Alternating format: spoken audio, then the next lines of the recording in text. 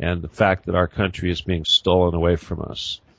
So before I introduce our guests, and again, this is rough because we do have people on the ranch. This is in the middle of the desert out there in Nevada. There's not the best connection. We've got a couple people who are militia-type individuals who are going to be with us, joining us via cell phone. We have another coordinator, a very important individual with us, Patricia Aiken, who is our liaison, who is helping us to bring support materials and foodstuffs and care packages to be delivered to the gentlemen that are over there providing the security for the family.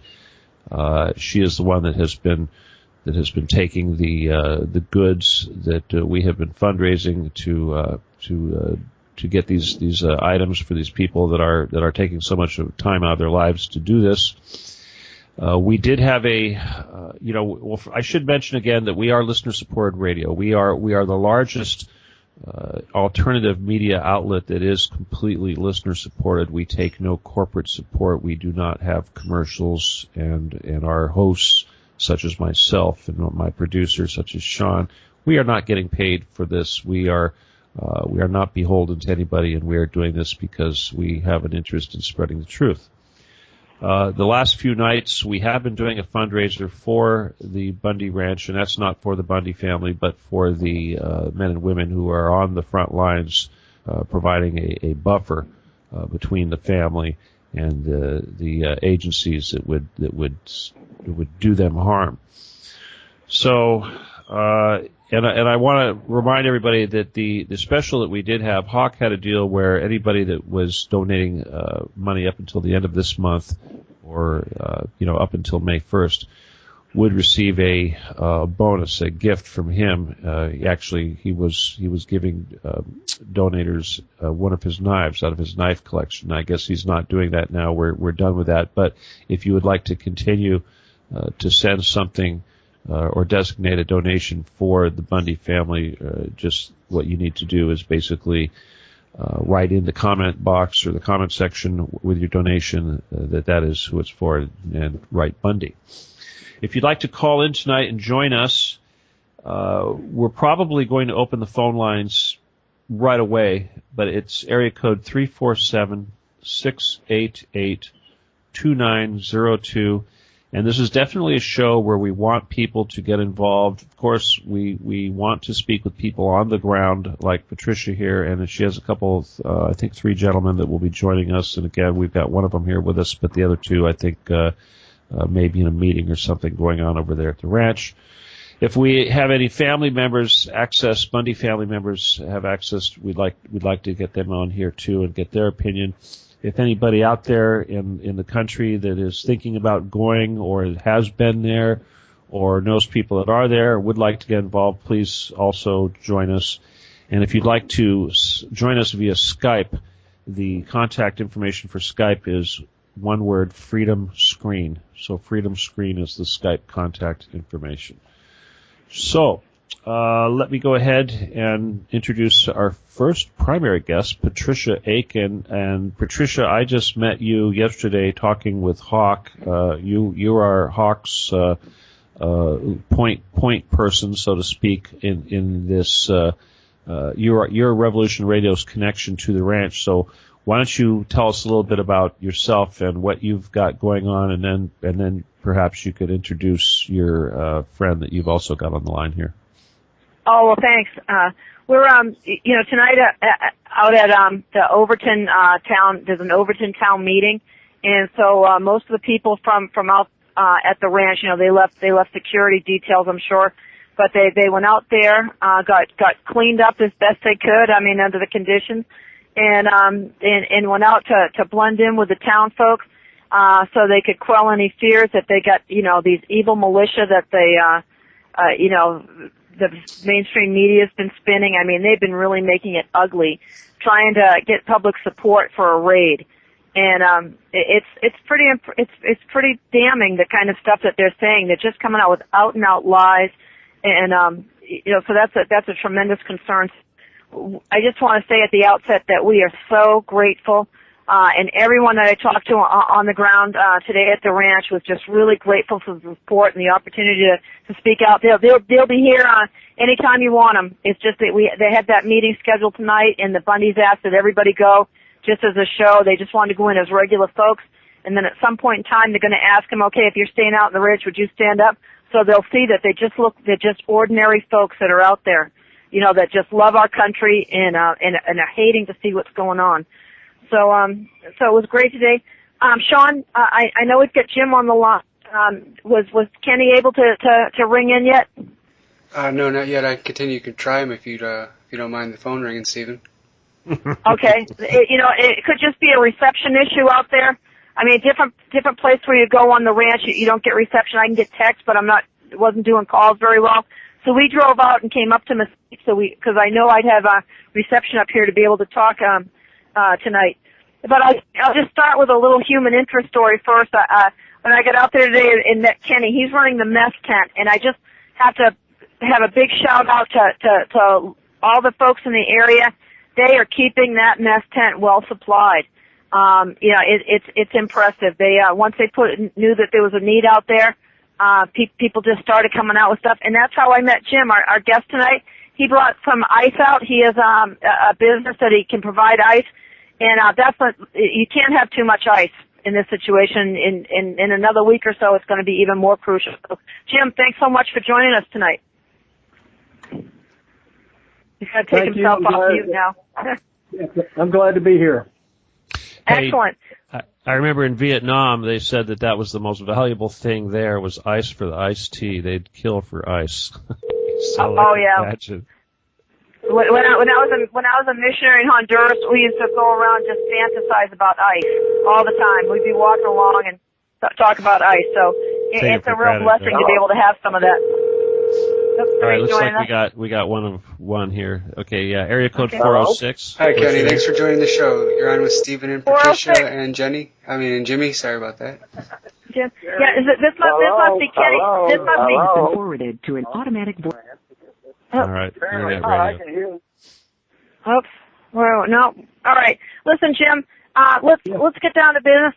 And I want you to explain. Jim's from Las Vegas. Came up today. I met him there. He's been supporting the folks at the ranch, and he gave me some really interesting information about the Reed Bunkerville LLC. Would you care to share that with us, please? Yes. There's 3 parcels just north of the Bundy Ranch on the Virgin River that's owned by a company called Reed Bunkerville LLC. And there are 3 parcels, like I say, and bordering one of the parcels is a parcel of land that's owned by BLM. And as a matter of fact, I happen to have that information in front of me. Let's see here. It's the USA Bureau of Land Management.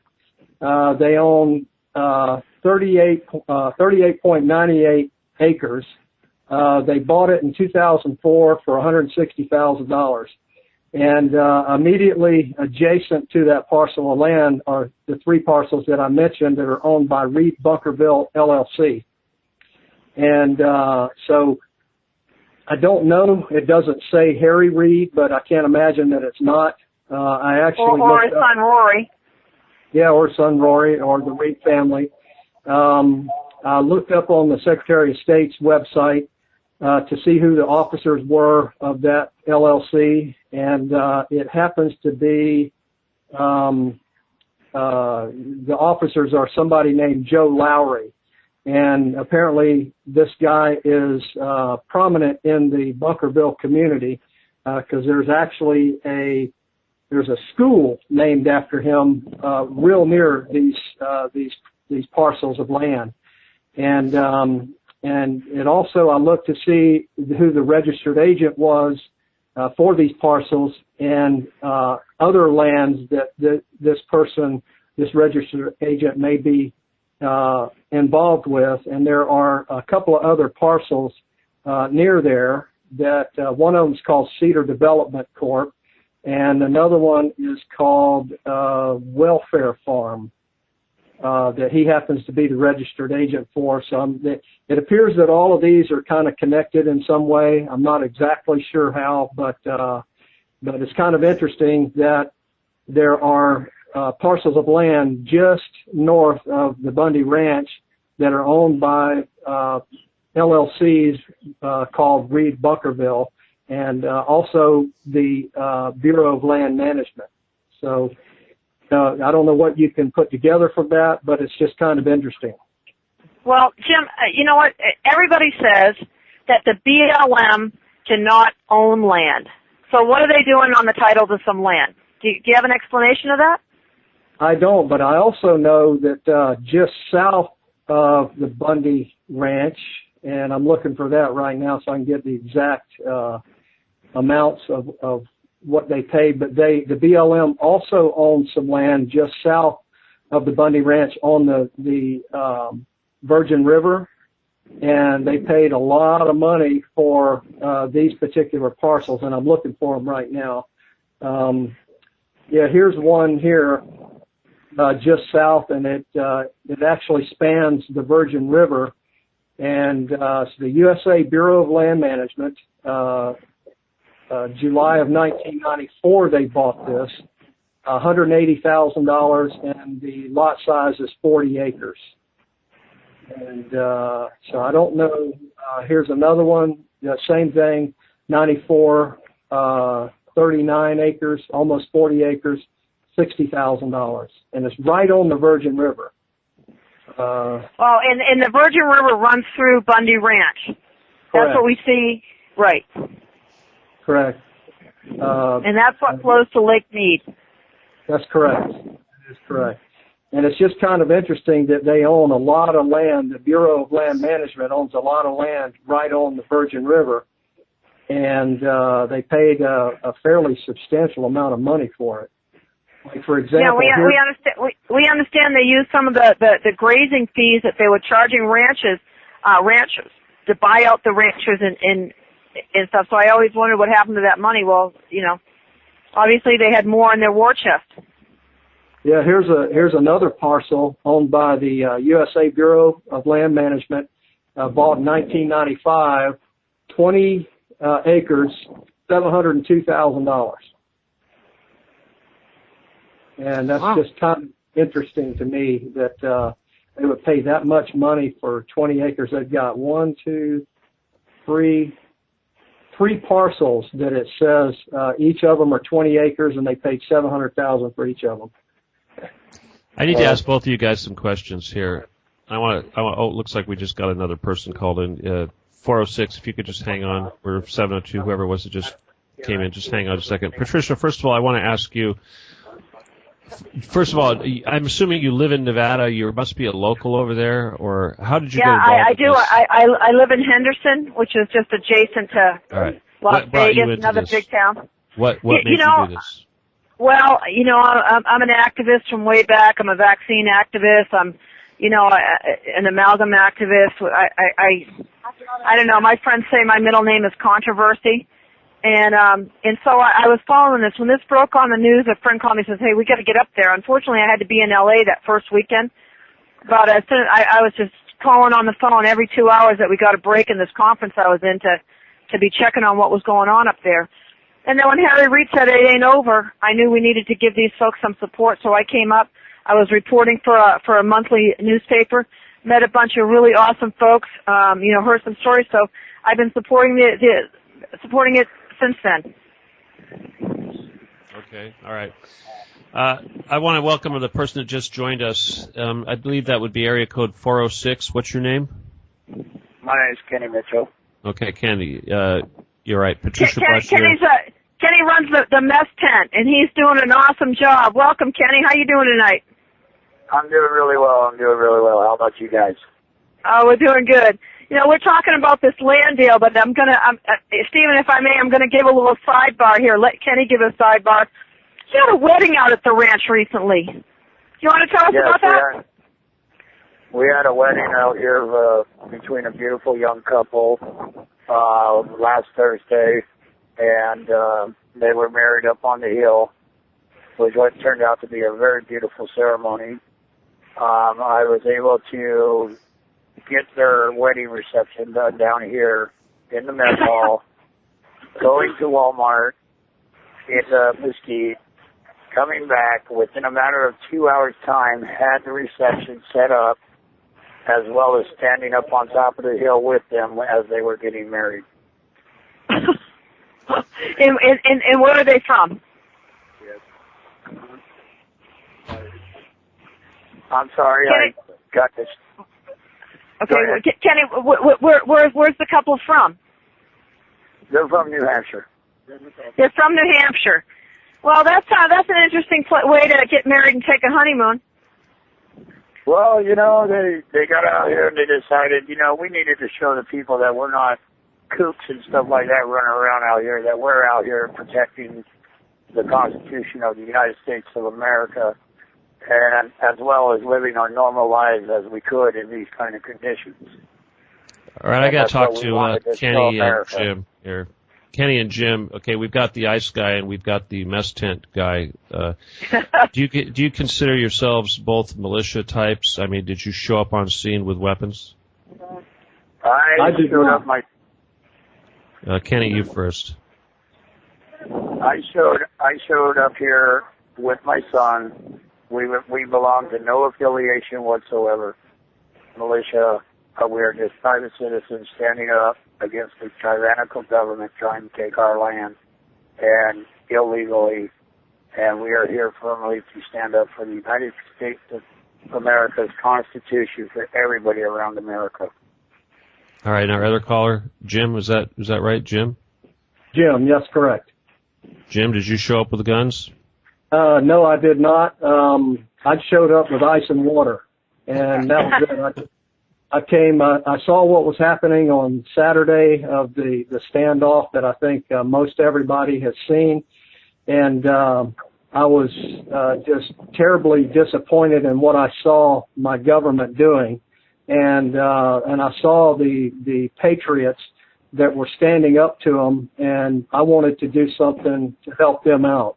I wanted to join them. So, being in the ice and water business, I knew that the conditions here would not be the best for the people that are camped out and protecting our Constitution. And I knew that I could at least bring ice and water, so I loaded up, came up, didn't know anybody here, drove into the camp. I just said, I'm here to bring ice and water for the guys. They welcomed me like family, and, you know, met a lot of great people here, and I've been trying to help ever since. So, and I'm not affiliated with any militia or anything like that. I'm just a citizen that lives in Las Vegas trying to run a business. Well, I guess the big question here, you know, and obviously it's a waiting game to see when the feds are going to do whatever they're going to do. But, you know, obviously we're hoping that everybody is going to be able to maintain the morale and keep it up for the long haul. Any idea? I mean, just like you three, how many months, how many weeks, how many days are you prepared to devote to this? Well, the mountain minimum say elections are in November. And that's the word I've been getting from them. And we know people have to go home to jobs. They got families to support. And, you know, not everybody's retired and has income to be out here. And we know people need respite. I mean, it's right now, we had challenging conditions last week with 3 days of sandstorms. So thank God they weren't all in a row. And, but these men and women that are out there were having, you know, sand, breakfast, lunch, and dinner. I mean, it's really tough. And after this spring wind situation stopped, then we're in for, you know, 100, 105, 110 until October. And so what we're trying to do right now is raise some money, and I'm working on that. And you folks have provided funds that we're using for smaller items, things like I got a big case. One of the things I spent money on today was a big case of baby wipes. Now, that may not sound real sexy, but I'm telling you, on a hot day when you're covered in dust, to be able to put that in a cooler with some ice on it and pull some of those out and wipe that dust off you, I'm telling you, it's the next best thing to a hot shower. And so people really you know, appreciate that. We brought other supplies and stuff with us today, and then I gave cash because they're going through cash like crazy out here. And there are people that need gas money to go home. There's people that need gas money to stay. And so I was able to, and I got I make people sign for it, and I put it in charge of somebody named Lisa Marie, who's been taking care of every donation. She puts it on Facebook, you know, where the money went, and so I'm keeping track here. And so money that comes, you know, to me, I'm going to give a full accounting for. But pretty soon, you know, we're going to need some major funds here, major donors to come forward, because we need big tents that we can put swamp coolers in. You know, we need big misting fans. If somebody has those, I'm going to put the word out and ask for them. But otherwise, you know, they've got to be purchased, because it's dangerous out here in the summer. I mean, even people now, I'm running into people that are cramping and stuff. So I'm trying, as a natural health person, trying to give them some tips on what they can do to beat those cramps and stay hydrated. Yeah, and I want to Jim's ask a doing little a great bit job. about the demographics here. What would you say? I mean, family aside, what would you say the ratio is of people, militia types versus just concerned citizens who want to come out there and lend support? I mean, like, we've got three of you here that are clearly, you're not running around with guns. Well, we've got individuals that are running around with guns, so to speak. We've got people that came very well armed, and because they know this is that the government's going to play hardball, and they're not going to shoot until they're fired upon, and they're disciplined that way. The men that are out here now, and we're expecting reinforcements this weekend. They will not fire unless fired upon, unless there's aggression. They've discussed what are they going to do if they're out somewhere and they get jumped by 5 fists, something like that. What's the course of action then? So that they have a game plan, and they're very, very clear. They're not starting anything. And what about the drones? We're just here in a defense position, and we feel very strongly that, and I'm sure Kenny and Jim can echo this sentiment, that presence is a deterrent. And that's why, you know, we're hoping more people from Las Vegas will come up. You know, people in Las Vegas sometimes work in the visitor industry, so they don't work Monday through Friday. So if they can just come up, stay a night, even stay for the day. I mean, if the feds can see that there are people there supporting it, we feel like they'll back off. But they're running this spin campaign to demonize Mr. Bundy. Like I said, Kenny, you've met Mr. Bundy, haven't you? Several times, yes. Several times. What's your impression of him? My impression of Mr. Bundy is he is an outstanding man, a very proud man, and a man that is willing to stand up for his rights and not back down because the government is trying to bully him. And I have grown to speak with him several times, and each time I do, I have that much more admiration and respect for that man. He is an incredible man. Yeah, this is to me, Mr. Bundy and his sons are the type of valiant character that built our country. I mean, I've met a lot of really awesome people over time, but they go right to the top of my list. I mean, and he's humble, he's, you know, grateful. Today we showed up, and I've got a gal from Vegas that I met through this, that she decided to drive today, and he gave us both a hug. I mean, he was just the most approachable, nicest man. They just finished a press conference, and I'm telling you, the strength of character this man displays, where under this kind of pressure, is very impressive to me. You know, I can't get over how he can be. You know, he's got to be concerned. He's got all these people out here. What if something happens to them? But they know that this isn't just about the Bundys. This is going on all over. As a matter of fact, we had a conversation with someone today that said that there's a rancher in Utah that's called and asked people to come because the BLM's running the same scam on him. And so it's going on all over. And I'll tell you, if when we get this thing set up right and it's over, all that equipment that we're putting out there is going to go on a truck and go to the next rodeo, because we're not done defending this situation with land rights. So, Stephen, let me ask you something. Turn the tables.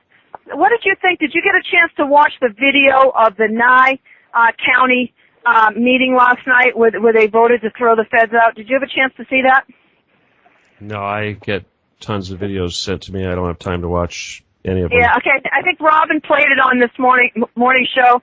It was Northwest Liberty News, I think. Patricia, what do you do for a living? Just out of curiosity. I know you said you were an activist, but you have a family at home, or what? What's the deal? No, I have no family, and so you kind of poured yourself into this. What do you do? What did you do before this? Well, I used to be. Actually, I worked for the Idaho Observer for a while, and so. But actually, I've been a nonprofit director. When I'm here, I was director of sales for a company that had a Keystone product. I do more health stuff, but I am entrepreneur, basically working with an intervention program, a medical intervention program, things like that. So this sounds like this is something that you want to pursue. I know the rest of you guys, Ken, you're going to go, or Jim, you're going to go back to selling ice and water. And Ken, what do you do? I was a chef for 10 years. Are you retired now? I am. And what I'm doing is I'm exploring the country that I have not seen, the beautiful country that God has blessed us with. That is my plans. And when the next arising comes, I will be there to help my fellow Americans protect their rights. I'm kind of hoping that we get some of the militia people to call in also. I certainly appreciate you guys being there. Hang on, Patricia. Hey, my show. Hang on, Patricia. Okay. My show. All right. The call-in number is 347-688-2902, and if you'd like to Skype in, it's Freedom Screen. All right. So we'd certainly like to get a few more people. Okay, we've got, this looks like Revolutionary. Is that Nighthawk joining us, Sean? Yes, that is. Okay. All right. Well, it looks like Mike Ringley, our leader, is getting ready to join us. I was hoping he would, but we're not connecting. All right. Go ahead, Patricia. What were you saying? Well, I just want to say, Stephen, we hope to have, I have people on the, at the ranch that want to talk with you, but it was just a thing I let Sean know this afternoon that they're all at a town meeting in Overton tonight.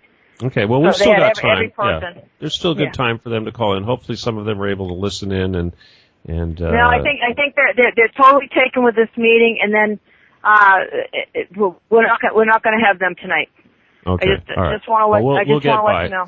But I know there's a lot of other hosts that are going to want to be asking you to join them also. I know Terry Joyce, one of the other hosts on the show, told that she was probably going to be coming in. She would like you to join us. Okay, Mike, you with us?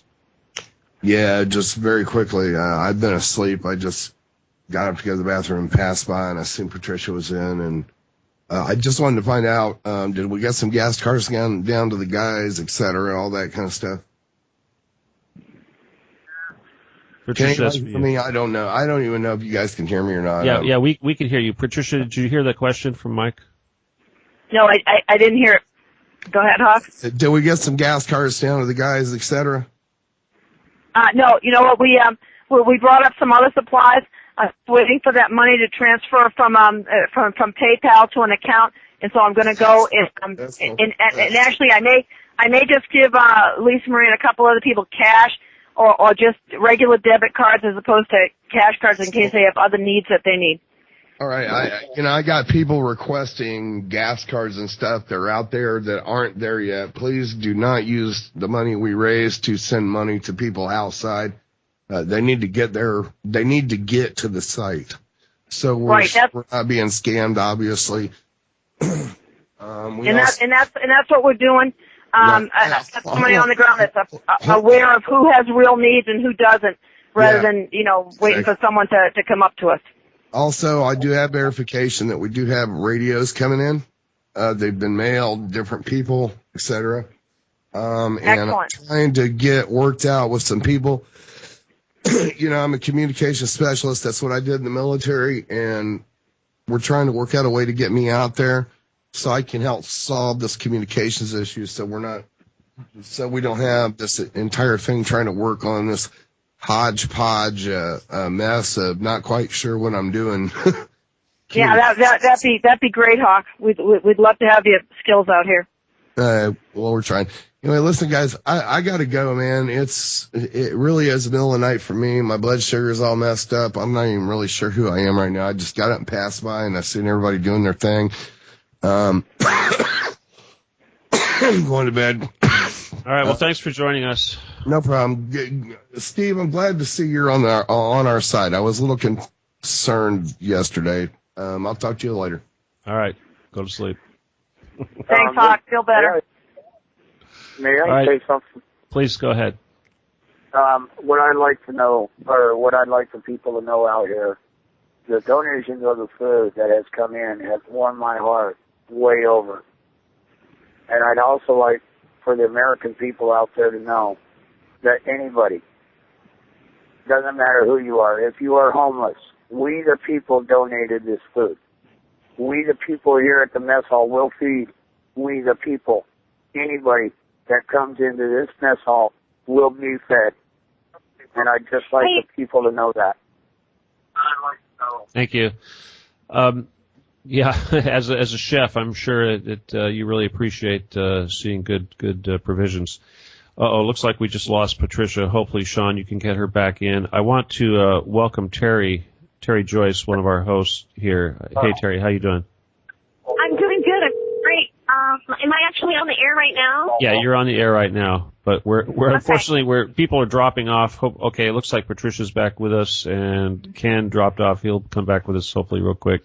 Do you have a question or anything, or did you want to try to talk to Patricia about maybe coming on your show, perhaps? Yeah, I'd love to have Patricia come on the show and talk about it. And I guess the main thing is just I just want to. I just feel like I feel the need to send support to you guys, and you're fighting the good fight, and anything that I can do personally to get the information out so that people understand what the real story is, I'm here, so. All right, thanks. Yeah, and are there a lot of women and children out there? There's women. I have only seen children during barbecues. Of course, the Bundys, have grandchildren out there that live on the property, and for a while they weren't letting them out of the house because the situation was so tense, and they felt like they were, potentially in harm's way. So they've kept them in the house.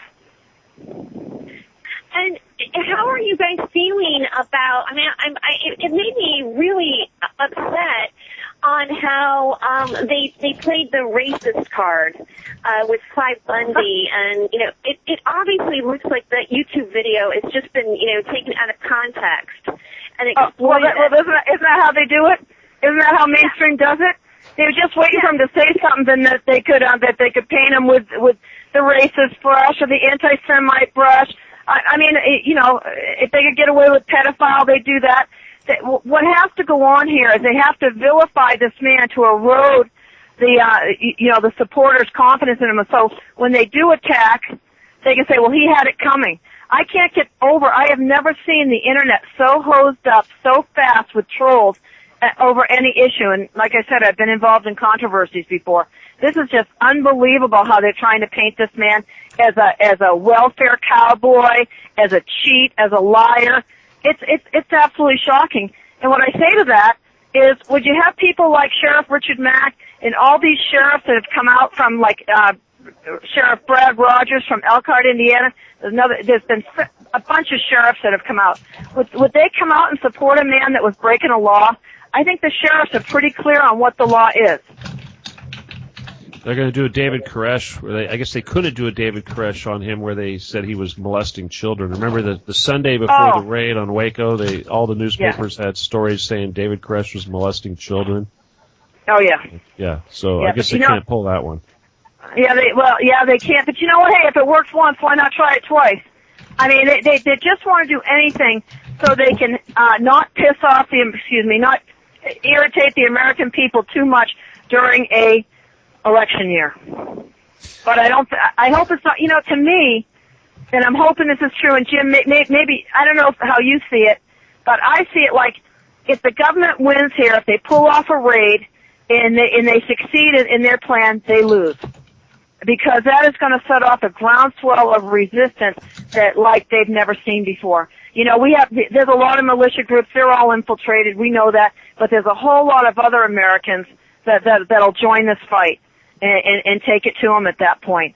I don't want to see it come to that. I'd like a peaceful, solution to this, and for the federal government to back off and to do it, legally the way Nye County is doing, where they're saying no to the feds, and they voted to do that. And there's actually a coalition of 11 Western states called the Coalition of Western States, and they're doing this all over to back the feds off and say you have no jurisdiction here. We don't want you in our county, and they've got constitutional sheriffs that are doing it. So if they win, they lose, and if they lose, they lose, because then that'll just embolden the other people that are in this fight that they can win.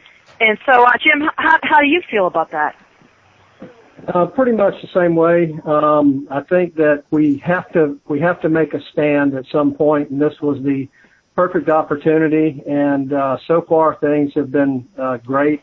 Hopefully, they don't do some sort of raid or, like we thought the other night, a drone strike. That would be insane for them to do that. I mean, if they really do want to start the Civil War, that's how they would do it. And there are, I don't know if I could say millions, but there are an enormous amount of people that are fed up and they're ready to stand up and take back the country from the abusive power government that we currently have. All right, I got to ask you guys some questions here. A lot has been said, about Bundy. Okay, so primarily you guys are citizens. You are basic individuals. You're not militia people. So I think the people that are listening can hear your message without any kind of bias. But the Bundy family, it's been said that this guy is a billionaire and he's one of the 1%. I mean, clearly, you guys have been this. We're talking about a humble person here. I mean, what are they like? Are these a billionaire? Are these salt or irrigation? I can't go with that unless he's one of these people that's land rich, unless his property is worth $1 million or something like that. I don't see a millionaire at all. I see a hardworking man that's in a tough environment trying to make it work. And how they chase people off the land. There used to be 54 other ranches in this area. And he's the last one standing. And because they try to shut off their water rights and these springs that he has. And they just say, it's just a temporary system suspension, but they never come back online with it. They never come back online, so they're just driving people out of business. It's like saying, okay, you've got 1,000 head of cattle. You got 1,000 head of cattle. Well, we're only going to let you have 100 head of cattle on that property. So, I mean, it's not a $1 billion operation out there by any means. If you tell me that Bundy's are billionaires, I'm totally shocked. I don't see it. All right. How big is the Bundy family? Any idea? I don't know. Kenny might have a better idea about that. I know there's daughters. I mean, he has a lot of kids. I mean, and I think they've got a blended family. Him and Carol Bundy, I think he had a spouse, I think, that died, and is probably mom to some kids, and she has some children. I don't know if they have them together. I don't have all that intel. But I know do they all Ammon, live on? David, is there like a compound? Does the family all live together, or are they scattered? Or I mean, who is on the Bundy Ranch? Who actually lives there? Well, I think the family lives on different parts of the ranch. The main house is on a road called Gold Butte Road. I haven't been on Gold Butte Road. I always go straight to the camps because that's where But I hear it's just a regular house. Kenny, do you know different than that? I really don't have the intel as far as that goes. I do know that there are family members that live in Bunkerville as well. So it's really not. I think they're all gathered down there right now for the protection of the family. But as far as the living in their normal everyday lives, no, they don't all live down there. Listen, Nighthawk has just joined us again. Mike, what's up? Oh, Mike Hawk's fine. Listen, guys, being a farmer has nothing to do with money. I wish it did, or I'd be rich as hell. Us farmers, we're all millionaires in October, and we're all hundredaires in November. That's what it is. You can call us a millionaire by assets, but as soon as the assets are gone, we become nothing.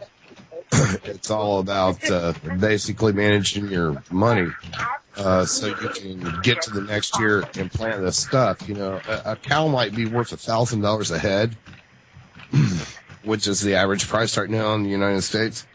But sometimes it takes $600 to $700 to get the cow to a sellable state. I'm not a livestock raiser. I'm grain and stuff like that. So, I think sitting here discussing, Cliven Bundy's business as a farmer and how much money he makes or whatever is an absolute distraction, and it's kind of disgusting to even discuss it, because it's kind of like discussing whatever our personal jobs are. This isn't about Cliven Bundy. It's not about his cows. This is about government overreach. What we're looking at is Waco, day 10, and you guys got to get on a side. I mean, quite honestly, folks. And I've made this statement over and over and over and over and over and over again. We can sit in the basement, leaking out of our ass in fear, typing on Facebook, hoping we're winning a war with our fingers, or we can get out in the sun and fight the war. And that's what we need to be doing, because you can't win this war under your desk lamp, and you can't win this war by just assuming anything, man. So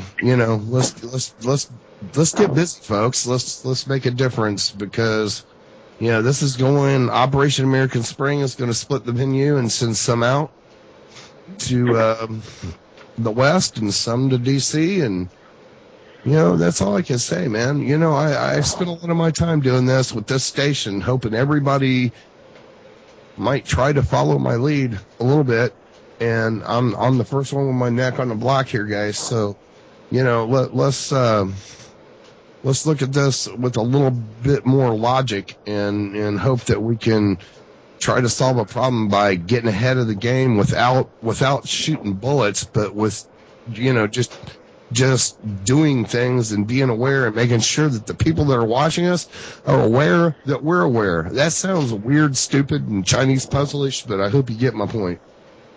Well, Hawk, I totally agree with that, and that's what the boots on the ground is all about, and that's what Intel, like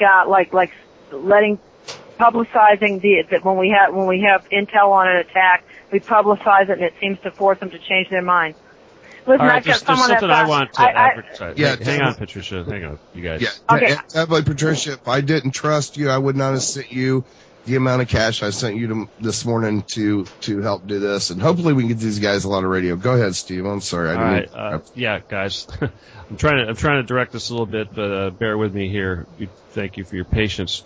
What I want people to understand that are listening right now is that the Bundy family has had some losses. There have been cattle killed. There have been infrastructure torn down. Can you guys describe for us, like the number of head of cattle he thinks he's lost, the number of bulls that have been executed? Are all the feeding, the water tanks been destroyed? What is having to be redone or rebuilt, and are the people on the ground helping him do this? I don't know about what's going on. I know that the infrastructure, at least part of the infrastructure, the water pipe and stuff to the troughs was destroyed, and they did that intentionally, and that's what's called beneficial use. If the BLM can show that they haven't been able to use that water in so many days, I don't know the reg, and Jim may know the regulation, that they can say that they can deny him the water rights, and they can take the water rights away. So, okay, you know what, I've got to understand that these claims are very similar to the mining claims. When you move onto this property and you spend money and you make improvements, and if you do this over a period of time with no interference from the government, the land becomes yours de facto. That is how this works. So, this is 100-year-old infrastructure, Stephen. Right. So people need to understand that by destroying these improvements, they're trying to remove his claim to this land that he has had claim for all this time. De facto as a claim, and that's our law. So there's everything. He's legal. He's a legal standpoint. He is not a squatter, and he is not stealing this access. No. And you know what, guys? I've got to drop off for a little bit. I've got to head back to Las Vegas. My colleague here that did the driving today has to get back. She's got something she's got to do. But as soon as I get back, it'll be about an hour. I'll get back on. All right. Well, Patricia, I know there's a lot of other hosts that want to get you on their show. Terry here, you guys will share your information, and Nighthawk, of course, I'm sure he'll be helping to put other hosts in touch with you. We're happy to do whatever we can. Thanks, Stephen. I appreciate it. Jim, Kenny, thank you so much. I thank you for being with us. Soon. Take care. All right, Jim and Kenny, it's all on you now. Okay. Jim, you've been kind of quiet. Yeah, I've just been trying to do whatever I can up there for the guys, and this whole ordeal, like Patricia said, is bigger than Clive and Bundy now, and it was unfortunate that the mainstream media baited him into saying something about other things that he shouldn't have been talking about at the time. And it took the whole focus and the momentum away from what we were doing and what we were accomplishing. But doesn't matter. We have to deal with that and go forward. And like Patricia said, there are a lot of guys there that still need our help.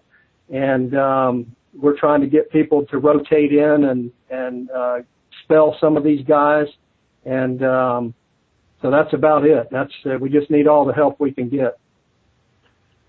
All right. Well, hopefully there are people out there on the field that are listening to us right now, and if they can, we've got another hour. We're going to take a break here in a little less than 10 minutes. But if there's anybody out there listening that would like to join us, we would encourage you to do so. The call-in number is 347-688-2902, and this is going to be an ongoing thing.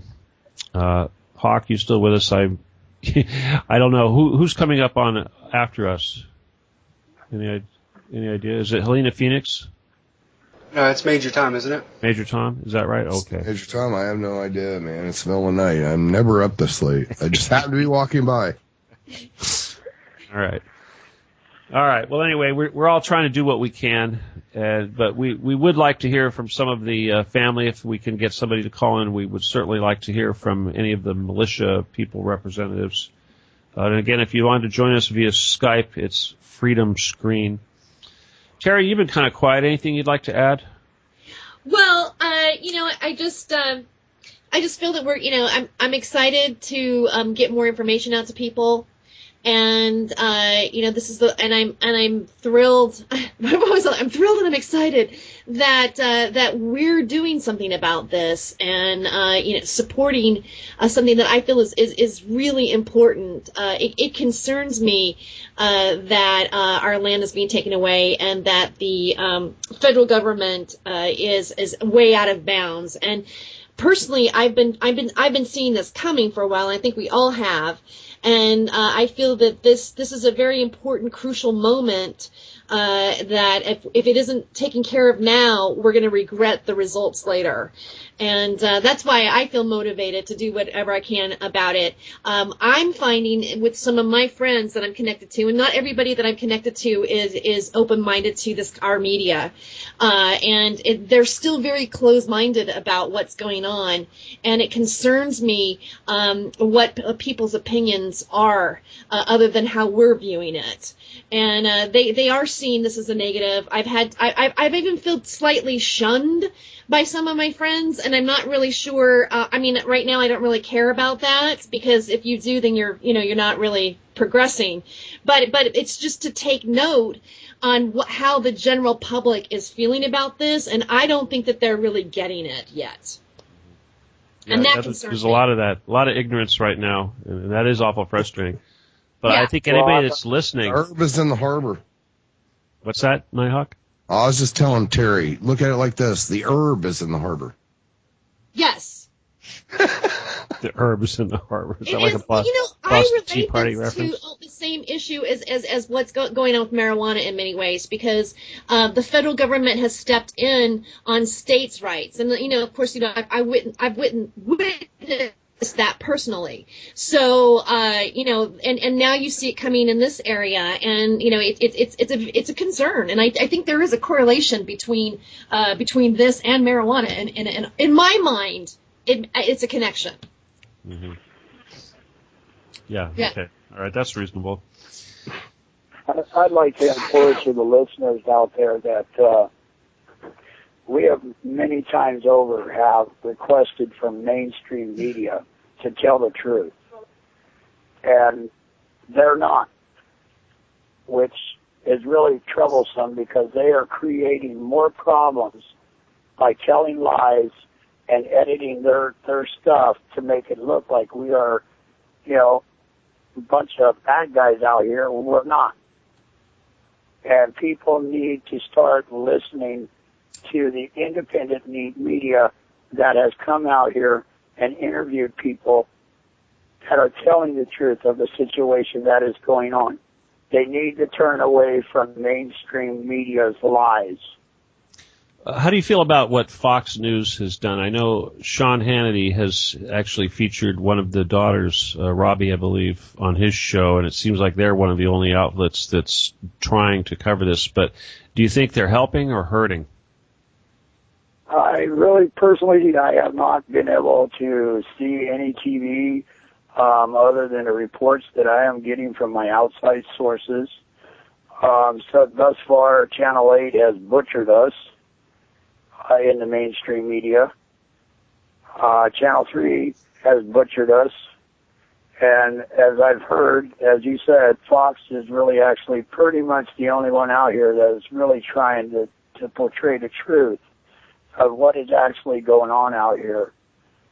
And people just need to realize, it's been that way for many years that the mainstream media, it cuts it to their advantage to make the story look like the people that are standing up for their rights, trying to make them look in the wrong. And that is what they're portraying to America, and it needs to stop. Just as well as the government needs to stop trying to take our land. Mm-hmm. And people need to understand that. They need to open their eyes.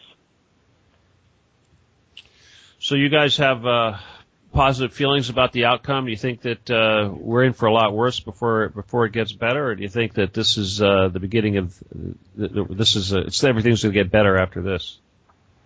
Well, we're hoping that everybody, like I said, that everybody opens their eyes and realizes, as the others said, this is a much bigger picture than the Bundys. Okay, you guys, everybody try to be quiet. We're going to take a break right now, so I know those of you who are on the phone, you don't have a mute button, but if those of you that can, please mute. We'll be back in about 5 minutes, and then we'll be taking calls. Thank you.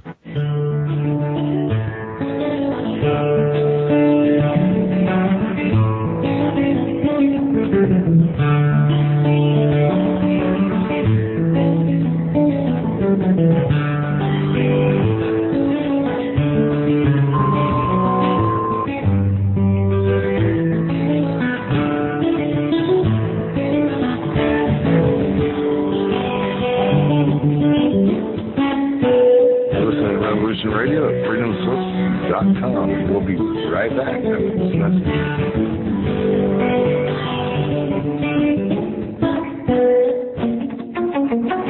The finder of lost children and missing persons. Surveillance, civil and criminal investigations. I investigate. I am the chosen one. Do not underestimate the power of good, and do not dismiss the strength of the child.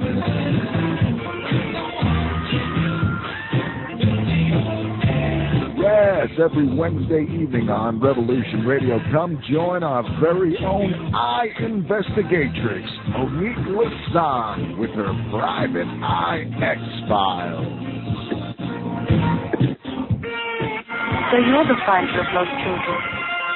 Private Eye X-Files, every Wednesday from 10 to midnight Eastern, Studio B, on Revolution Radio at freedomslips.com. I realize it's very hard for you to take in. But it's your destiny to find the golden child.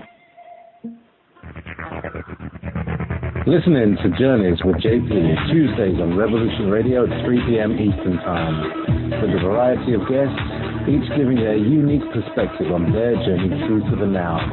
Journeys offers you, the listener, a chance to share that perspective. Join me, JP, on Tuesdays at 3 p.m. Eastern on Revolution Radio, simulcast with Wolf Spirit Radio.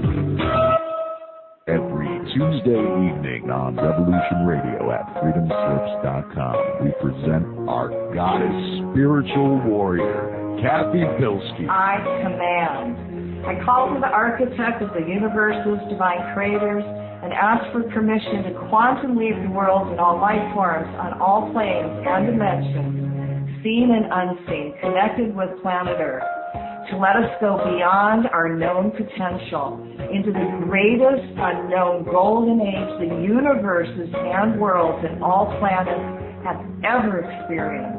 Kathy teaches the spiritual truth so that you may create a better life and be able to make positive changes for yourself and for the planet. She helps us remember that we are not powerless, but very creative spiritual beings having an Earth experience.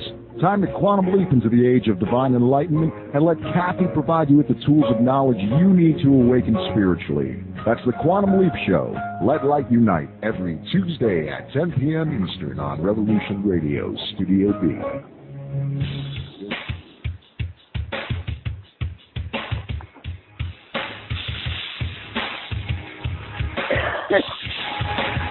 Enter into a world unseen on Raven Star's Witching Hour.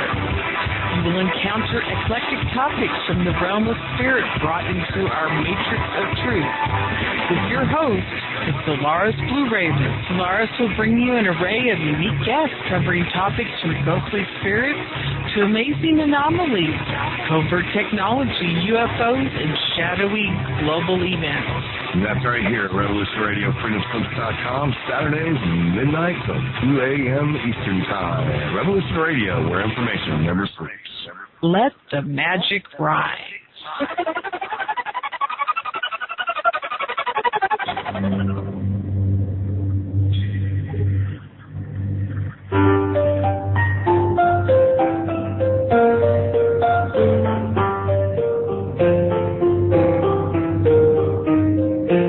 Did you ever feel that things were not quite right? That everything was just ever so slightly askew?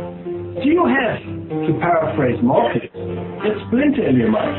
If you're interested in hearing the latest information about UFOs, the paranormal, ancient cultures and structures, monatomic element, longevity, fantastic discoveries in science, download to your brain, then tune into us. Hi, I'm Dave. And I'm Maggie. And we are Shiny Side Out, Sundays 2 to 4 a.m. Eastern. See you then. Revolution Radio, freedomslips.com. You don't need to expect us. We're already here.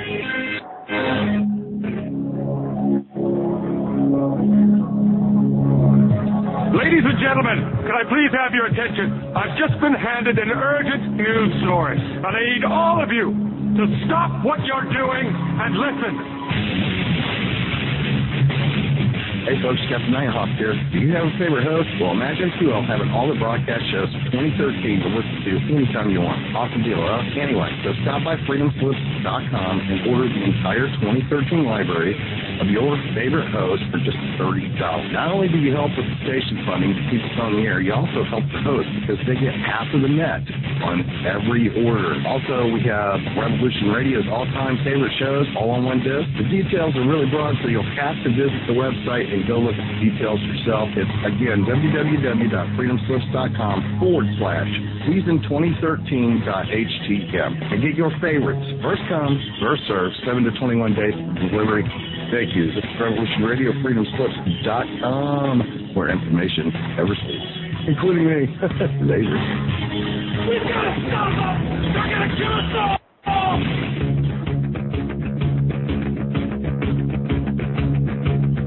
Revolution Radio.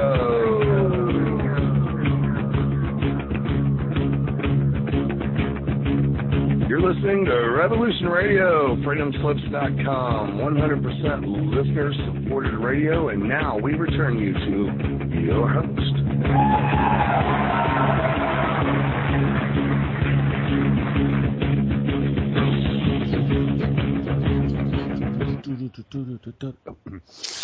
All right, everybody. Welcome back to the second half of the Stephen D. Kelley Show. I'm your host, Stephen D. Kelley.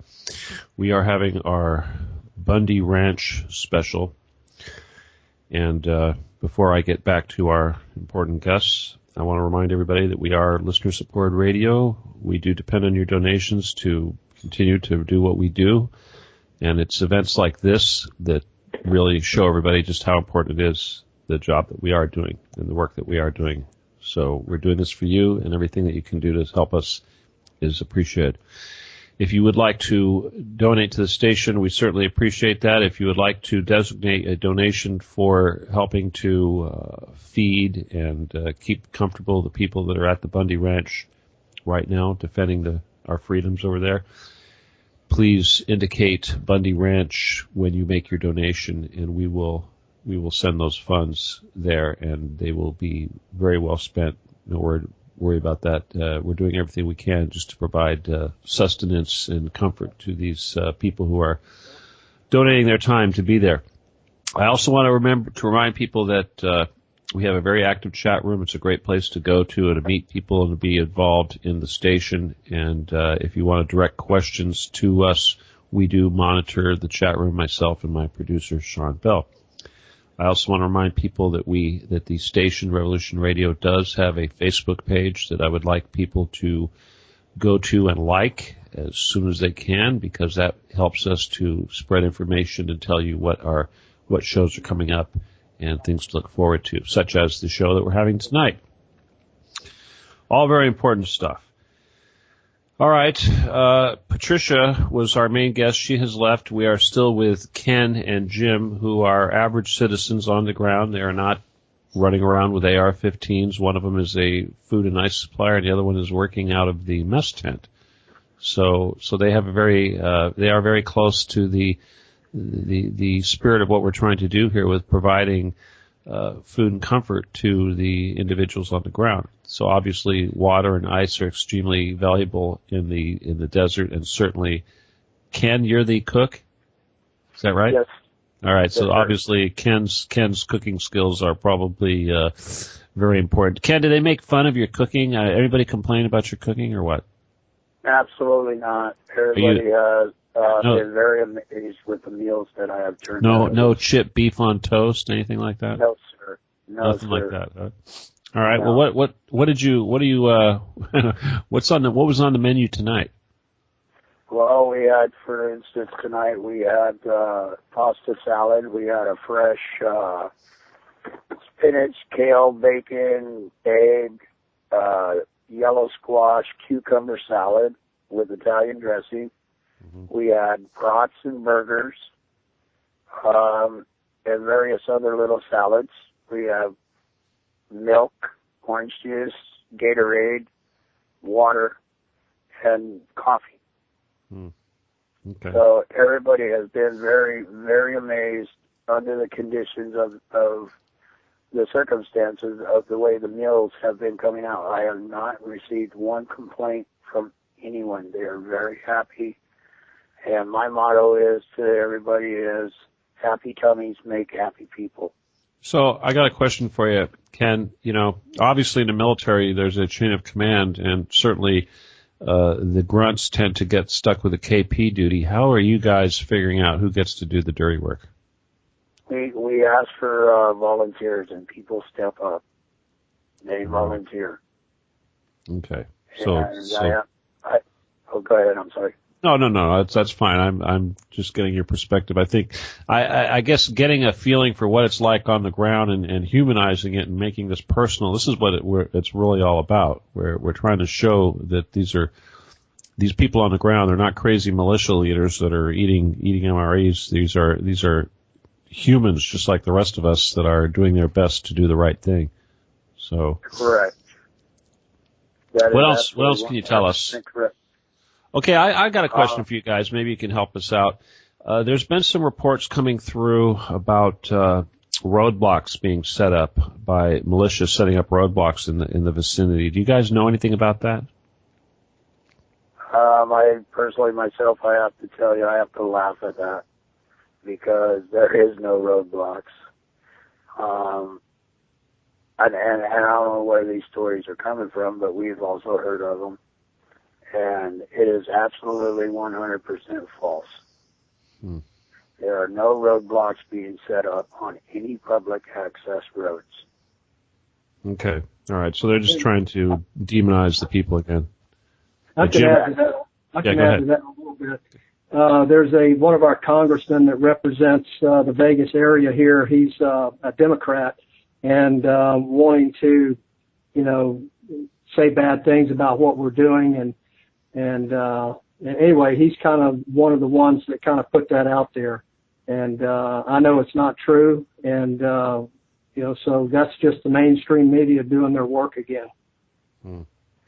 I'd like to, at this time, I would like to turn my phone over to my son, who is 20 years old, who come out here with me unarmed.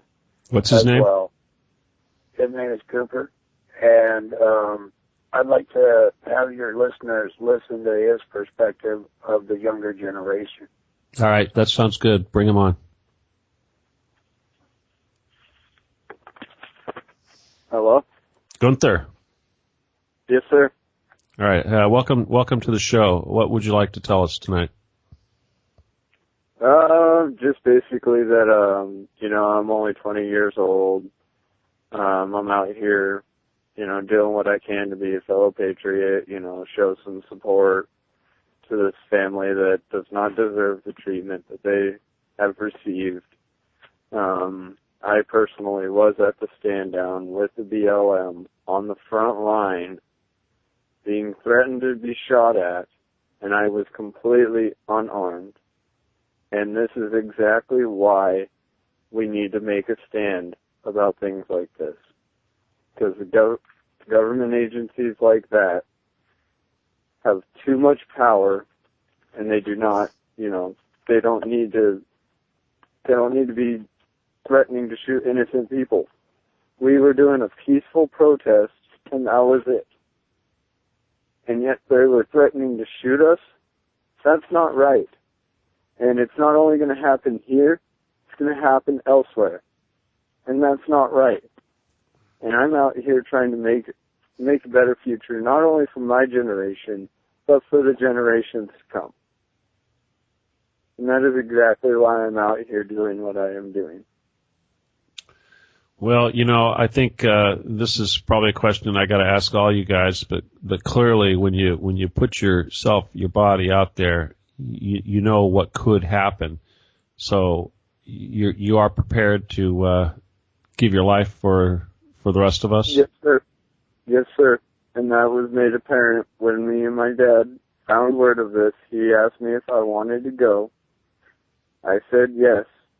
And he turned around and said, before you make your final decision, you do know that this could be a one-way ticket and we may not make it out. And you know what I told him? I told him, yes, I want to go. My decision is made, and I was willing to put my life on the line to make a stand and to show that there are younger kids out there that actually do care and that aren't so stuck on their materialistic items. Because I'm sorry, your car, your iPod, your stuff like that, that is not freedom. What we're out here doing, that is freedom. And we need more of it in this country. Well, Gunther, I appreciate your perspective, and I got to tell you, I know that when I talk to people your age, for the most part, they have no idea what the Bundy Ranch is or what's going on, and everything they know because of their watching TV. So so where do you get most of your information? Are you on the internet? Is this just from your father telling you what's going on, or how are you getting your information? I'm getting all my information because I am here on the site. I have been since the Friday before the stand down of the BLM. I have been here every day and night, nonstop. All right. Well, we appreciate it. Okay, listen, we've just been joined by another caller here that we want to welcome. Area code 928. What is your name? Where are you calling from? Hi, Stephen. It's Corey from Prescott, Arizona. How are you? Hey, Corey. Yeah, long time no hear. What's up? Yeah. Well, I just had a friend tell me I should call in. I have information about Bundy Ranch. I was there on the 12th, and I was there all day during the standoff. And that was interesting, as you might imagine. And as a result of that, and connections, I actually had the militia leader call me 2 nights ago, and we had about an hour conversation. His name's Mike Fry, and he is actually the one that brought in the militia initially, contacted Clive and Bundy on the 7th of April to check and see, talk to him, see how everyone at the ranch was, ask them if he needed help, and so forth. And Clive agreed that he did. Said he had never, in his life experienced that degree of unrest and danger with guns pointed at his family and so forth. So he actually got a hold of a couple men he knows, Ryan Payne, who's actually the official liaison between family and militia, and then another man named Bill Keebler. And Mike actually called in other militia supports as well on that day, the 7th of April, the Oath Keepers. So he had a lot to say, and he still personally vets all of the militia there for family protection on the ranch itself. And all the guys there are known by him personally, and they all come from the state of Arizona. Excuse me, Corey. You brought up the Oath Keepers, and I've got to touch on this real quick because that is a important detail.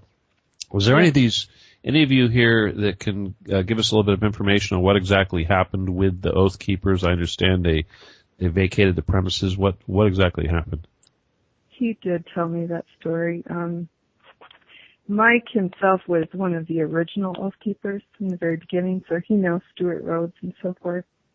He said that on the day that the Oath Keepers on their tip line got the call that there was a leak from Eric Holder's office, that the green go light had been given for the drone strike.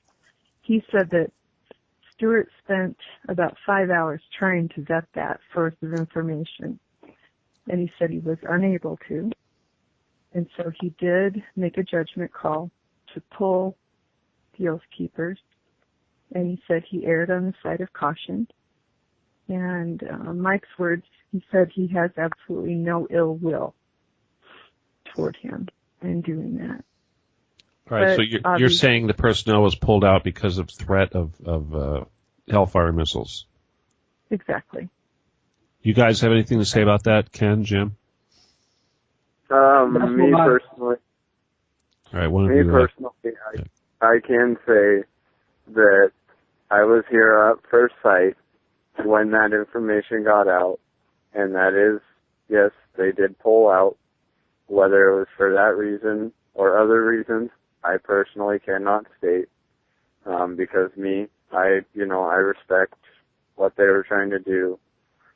I'm not the type of person that's going to go out and badmouth an organization just because they felt threatened. They felt that, they felt what they did was the right thing to do. That doesn't make them a horrible person. It doesn't make them a great person.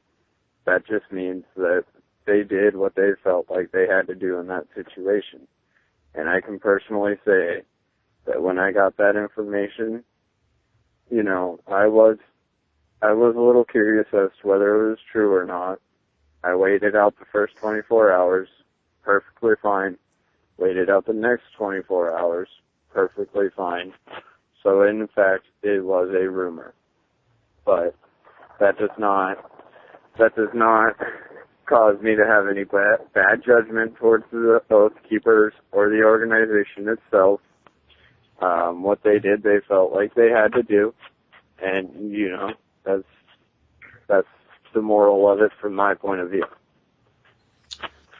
All right. Do you think, rank and file, though, do you think there's some bad feelings, or do you think that maybe these guys made a tactical decision that was probably, from a military perspective, the wisest choice, and that they would return at the first opportunity?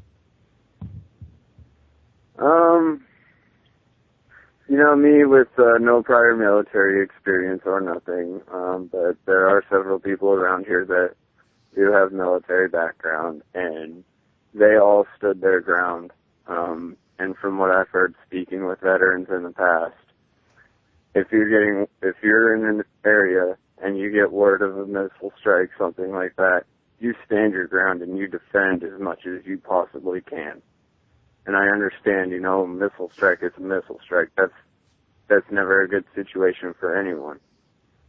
But we stood and we were willing to defend our rights and defend the rights of all the other American citizens, just to prove a point that a drone strike is not going to stop us from doing what we believe in doing. Just out of curiosity, I'm not sure if you guys are able to answer this or not, but are there defensive positions being taken up? Are there sandbags being filled? Are there foxholes being dug? Are they creating bunkers? What are they doing to try to protect themselves from the bullets? I mean, besides being human sandbags, what are they doing to defensively? Really nothing necessarily. Because our standpoint is we're not initiating it. We don't want to initiate it. We don't want to do anything like that. Our standpoint is, if they want to open fire on us, then, so be it. Let that message get spread around the world. And we're just here trying to make a stand for what we believe in, and a peaceful stand. You guys remember in Waco, the first casualties for the ATF agents were all former Clinton bodyguards. So I guess they're going to have to dig up some sacrificial lambs from the Obama administration, maybe some of his Secret Service agents or something. Will have to be the first guys to go down. Anybody? Go ahead. Me personally, I couldn't say whether it is his Obama's organization, however you want to say it. I can't specifically say it was him that made the decision to do this. However, me personally, I don't agree with the actions that the BLM took. They were willing to shoot on sight, no matter what, whether we were armed, whether we weren't armed. They were telling us to back off. We kept pushing forward because we wanted a peaceful protest. And as American citizens, we are entitled to a peaceful protest. Okay. Listen, you guys, we've got a little over half an hour left in the show. Again, I want to remind everybody, this is the time to call in. Area code 347-688-2902 or Skype in at Freedom Screen. And those of you in chat, I know there's quite a few of you, feel free to join us too. So, anything else? Ken, let me see. Gunther, was that you speaking? Yes, it was me speaking. All right, yeah, thank you.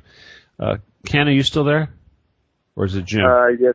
Yes, he is here. All right, let me get Jim back in here. Hang on, Ken. Jim, what's you got anything to add? Not much. Gunther pretty much says. Well, let me ask you this, Jim. Are you you're retired? Do you have family? Do you have people at home that are wondering what the heck you're doing? What can you tell us about that? Give us some personal perspective.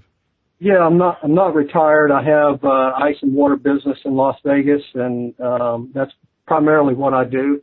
And like I said earlier, I just decided I wanted to help out. And I have a girlfriend and her daughter and at home, and they're all okay with it. Don't stay up there all the time. I go quite a bit up there, and primarily I do things like take ice and water up there, and I also have had the opportunity to get our message out through the local talk show here in Vegas, a guy named Kevin Wall, has the 3 to 6 talk show. He's a conservative guy, and I get an opportunity to talk with him quite a bit, and I've been on his show kind of telling what's going on up there and getting the message out to the people in Vegas and get our message out, basically. So I've had that opportunity quite a bit, and I'll be talking with him periodically about what's going on up there. I keep him posted on what's going on up there. So that's one way that we get to keep the message out. And it's kind of unfortunate what happened with when Mr. Bundy kind of went off script there. We had a lot of momentum all over the radio.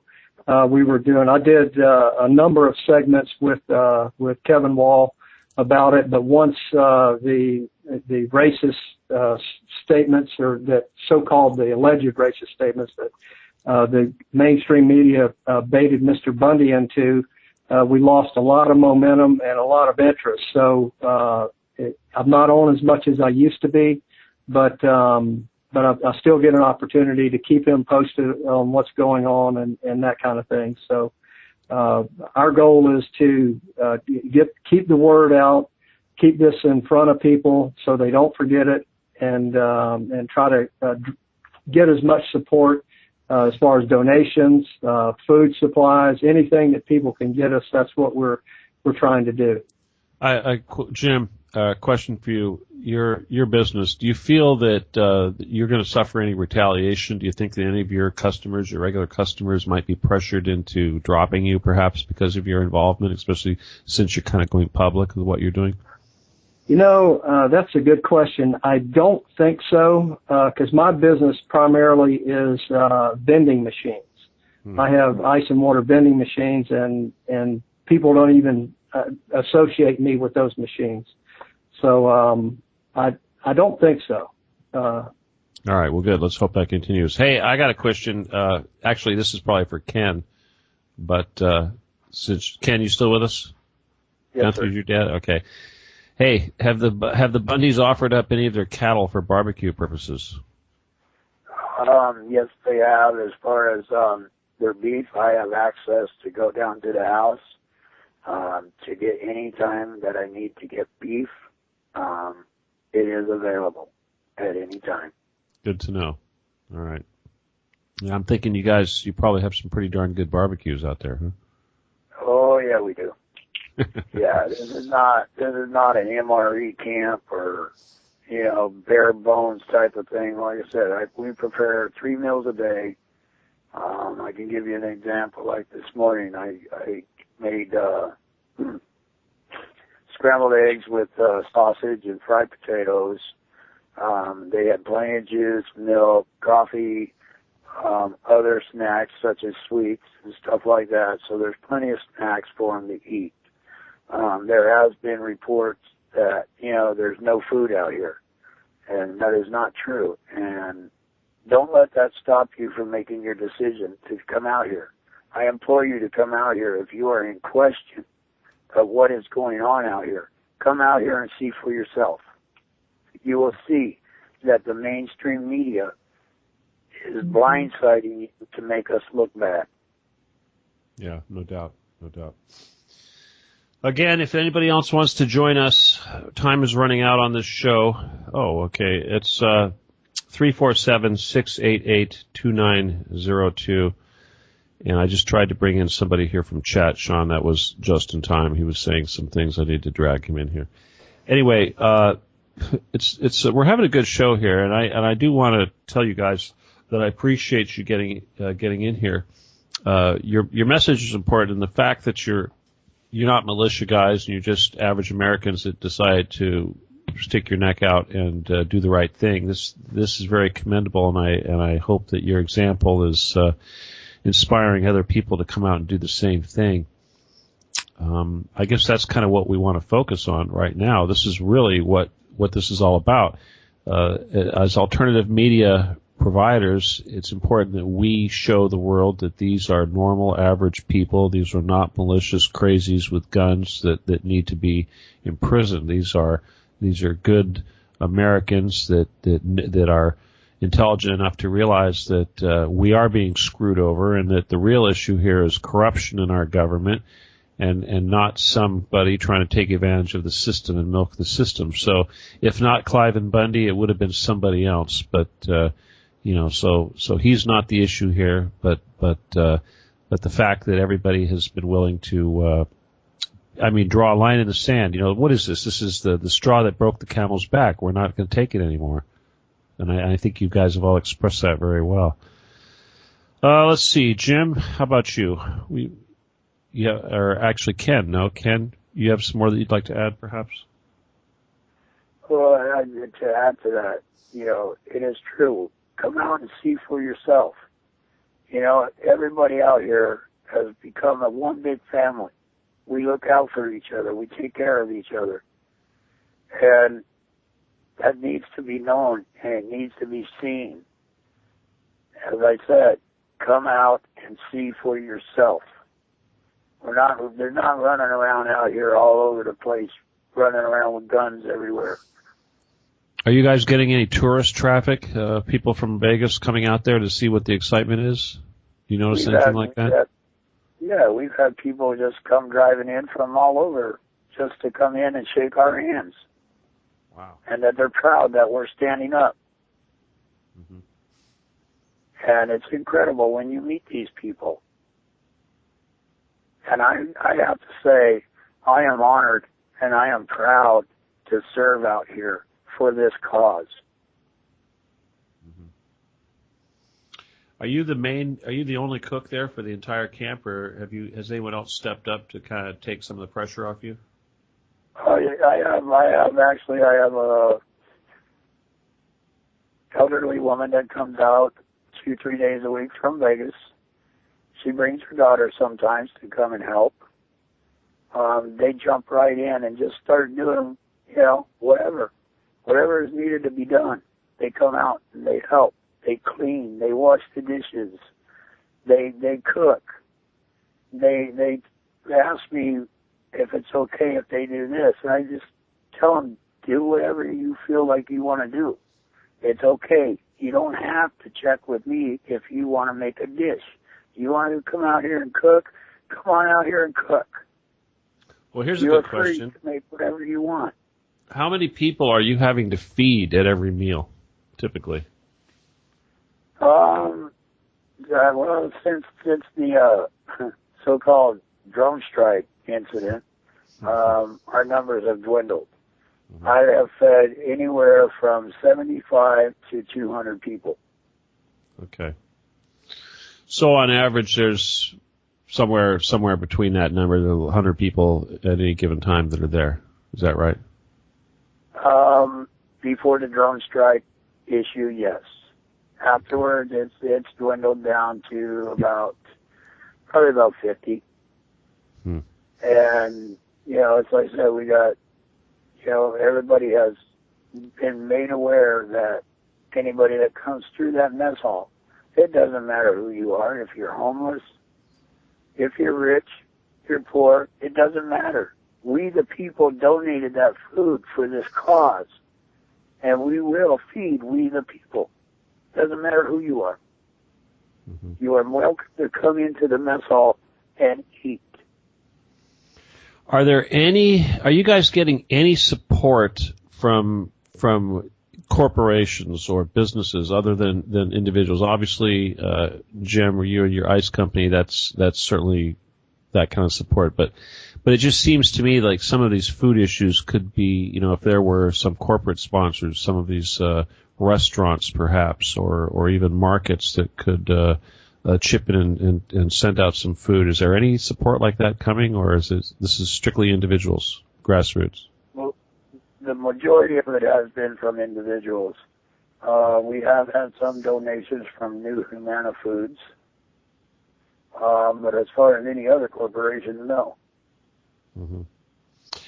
All right. What about this issue about the infiltration? I mean, you guys are probably not the ones to really talk to about that because you're not really connected with all the militia type activity.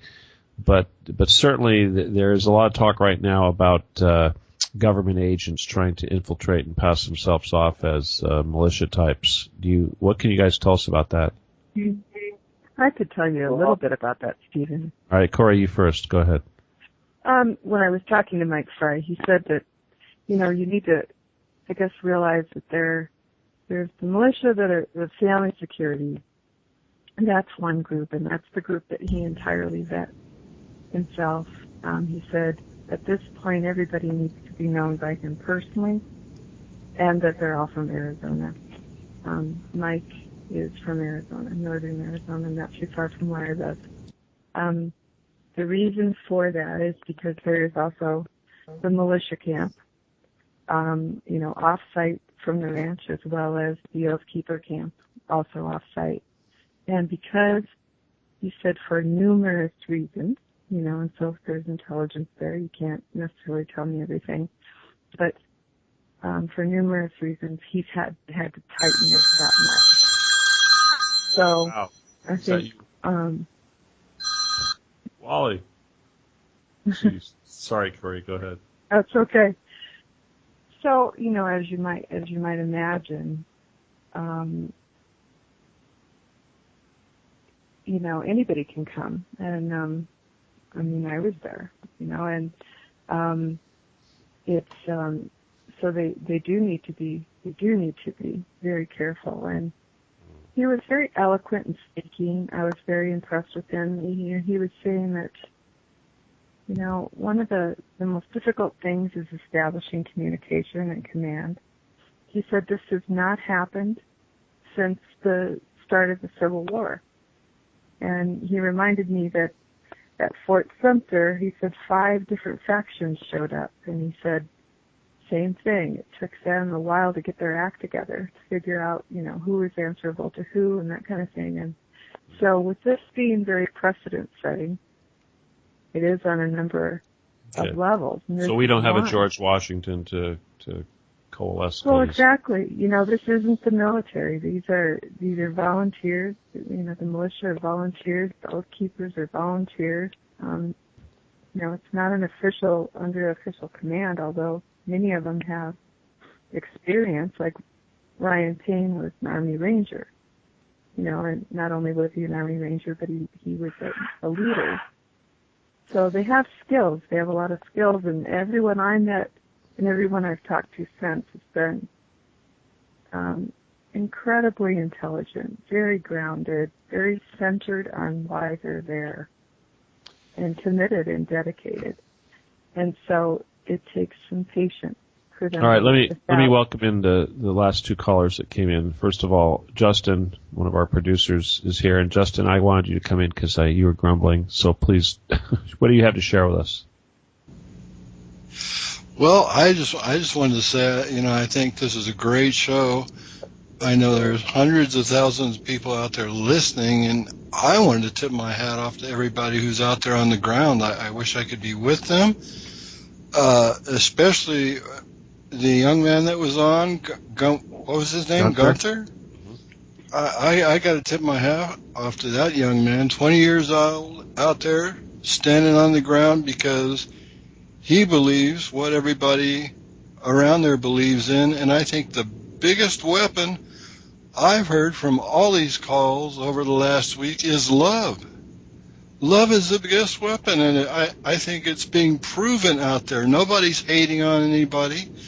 Nobody's saying, I hate Harry Reid or I hate Sheriff Gillespie, or they're just saying, well, that's not right. All we want is love is a strong weapon. And I hope all the people who are listening to this that can't be out there themselves are seeing this and realizing that if the whole nation would come together like this, these boys at the top wouldn't stand a chance. Yeah, so it's an energy thing. If we all get behind them energetically, there's no force that can oppose us. It's all about the inner chi, right? Isn't that right, Stephen Chi? That's right.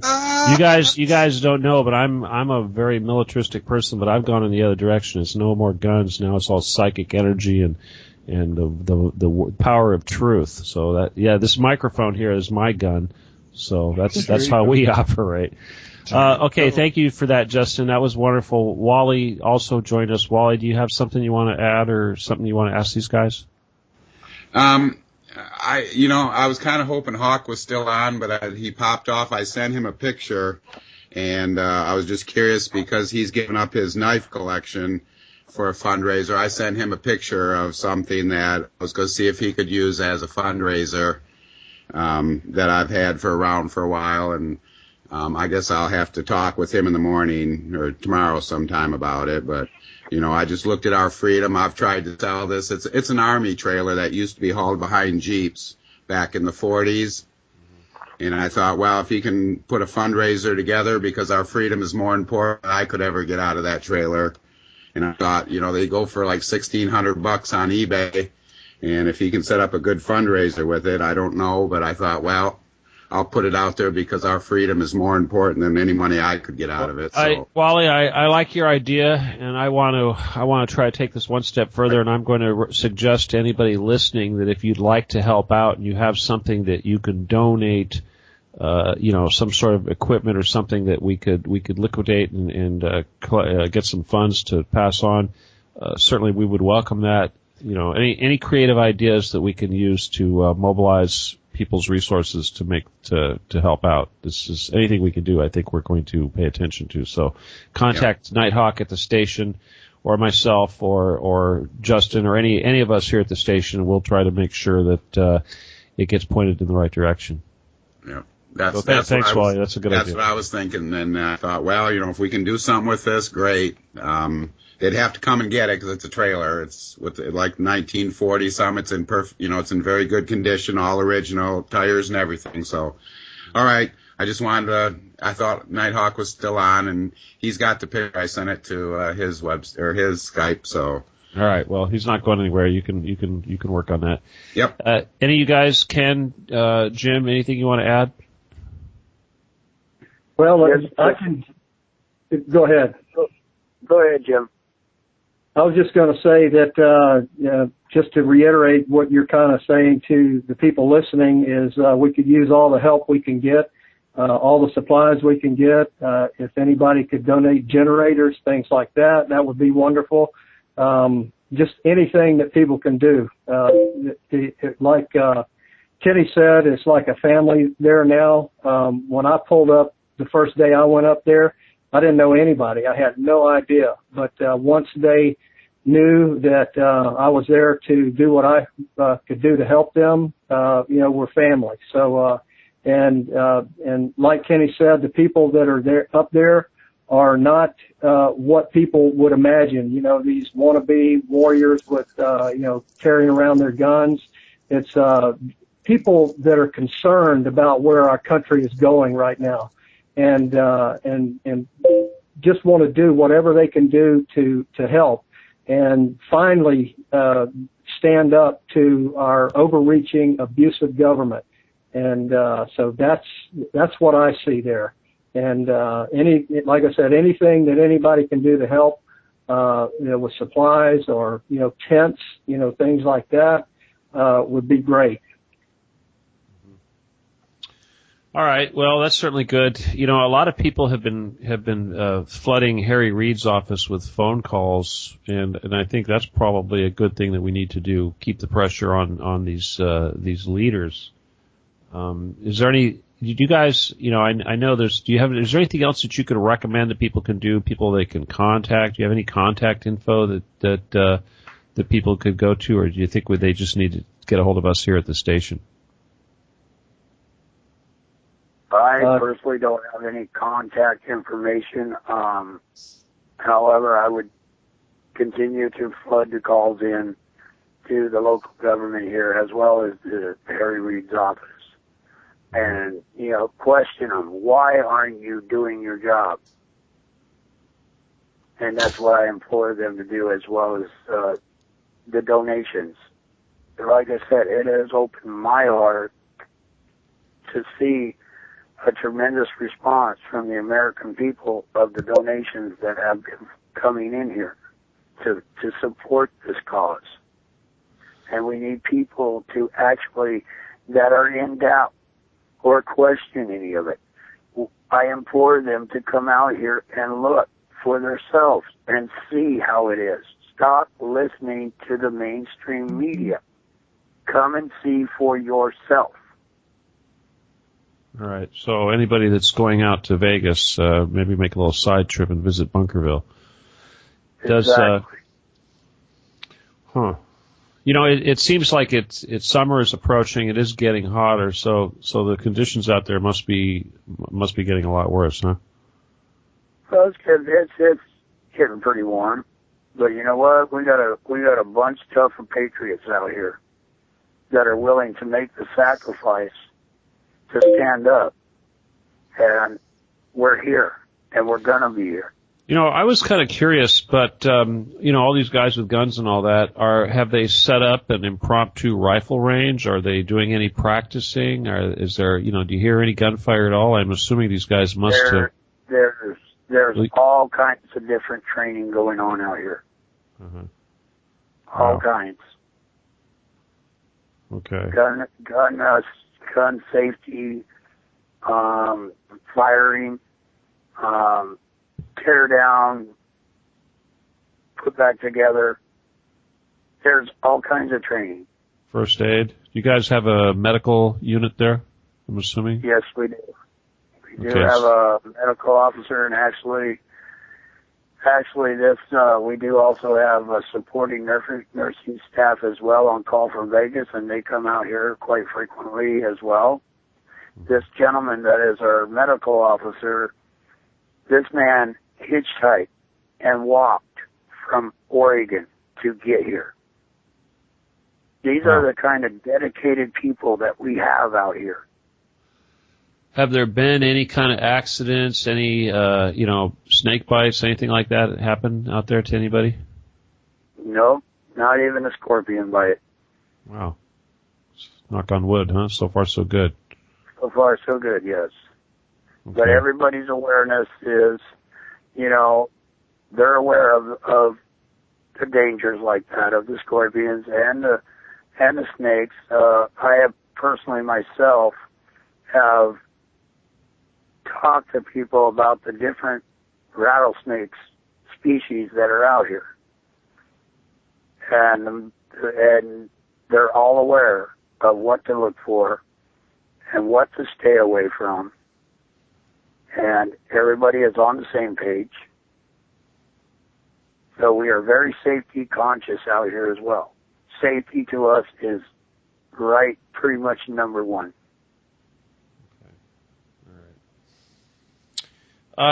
You know, there's also a lot of talk about, I mean, I happen to know that on the way out to Vegas there's a FEMA camp. I'm not sure if it's on the California side of the border, if it's over there in Nevada. Do you guys think that should things get nasty, that they're going to try to round everybody up and ship them off to the FEMA camp? Has that came up in discussions at all?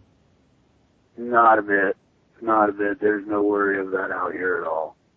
All right. So it's everybody plans on fighting if it gets down to that. Exactly. Everybody, like we said, we are peaceful out here. Mm-hmm. We are making a peaceful stand, and I was there on the front line of the Saturday standoff. I actually walked up to the fence and posted my sign on the fence. We were being told we have a court order, disperse, or we will shoot. That was announced several times. There was women and children in that group. The government had their guns trained on us, unarmed citizens. And that is totally unacceptable, and people need to realize you do have the power. We the people do have the power to make a stand and tell the government to go away. Last few minutes, guys, if anybody wants to call in, we're down to a little more than 10 minutes, about 12 minutes or so left in the show. So if last minute you want to get in here and put in your opinion, it's 347-688-2902. Okay, we've got Gunther, Jim, Ken, Wally, Justin, Terry, myself, and Sean. Anybody else? Let's see. Ken, Gunther, you want to add anything? You guys haven't said anything in a bit. Gunther, you still with us? You guys sharing a phone, Jim? Actually, Kenny and Gunther are sharing his phone, I think. Okay. I get you mixed up. Okay, Jim, you're the ice guy. Ken's the cook, and Gunther is Ken's kid. Got it. All right. Well, you are our important visitors guests. So, you guys sleeping in a tent tonight? Yes, sir. All right. And we're very comfortable, my son and myself and our dog. How long have you been in the field there now? My son and I, we have both got here Friday morning prior to the Saturday standoff. We've been here every day, every night since. We have not left. All right. Well, you're going to be there for quite a bit longer, though, I'm assuming, right? Yeah, pretty much. Yeah. Yes, sir. All right. Well, it's been a good show, and again, like I said, we've still got some time left to continue. But I want to remind everybody the program coming up immediately after this one is Major Tom's show, which is Ground Control with Major Tom. I'm not sure who his guest is. Terry, of course. Terry, are any of these gentlemen here you want to recruit to get on your show? Well, yeah, I'd love to, perhaps get in touch with you after the show. I do a show on Fridays called Freedom of Joyce. It's 2 p.m. to 4 p.m. Eastern Time, 11 to 1 Pacific Daylight Time. And I'd love to follow up with you guys too as well, and show support. I have a question. What about bathroom facilities or being able to bathe while you guys are out there? We have donated porta potties that we find people with a trailer hitch to be able to take them into town to be cleaned out. That is part of the donation process as far as the use of those facilities.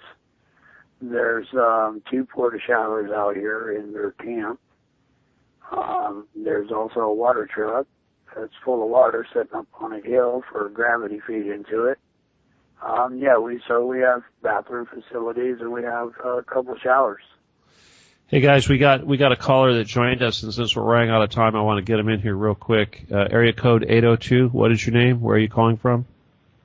Hey, my name's Sam. I'm calling from Seaside, Oregon. Hey Sam, what's up? Hey, personally, I've really dedicated my life to this. I'm only 22, and I've thoroughly read the writing on the wall, and we're kind of in the preliminary stages of Civil War.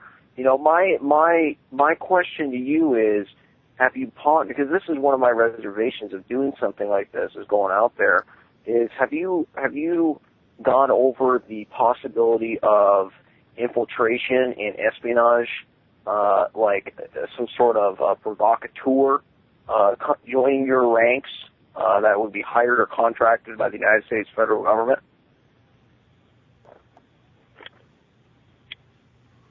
Take your pick, guys. I guess I'd have to say, in my personal opinion, I'm sure that's happening, as it would.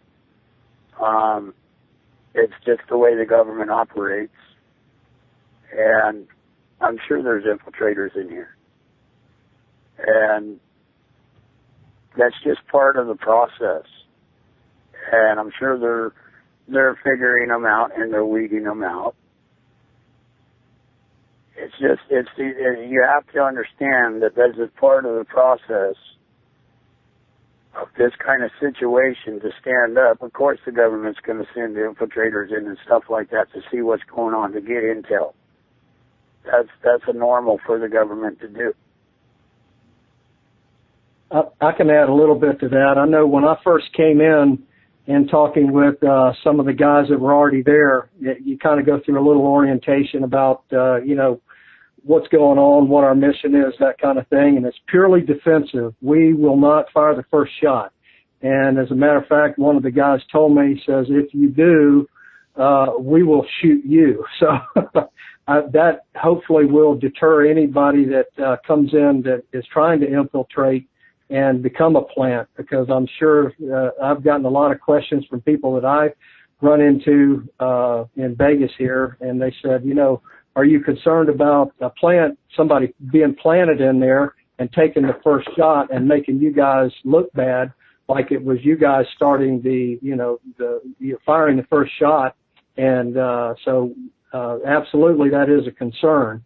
And hopefully, knowing that if somebody does fire the first shot, that it's probably going to be friendly fire. Hopefully that'll deter it a little bit. I would also like to add something to that.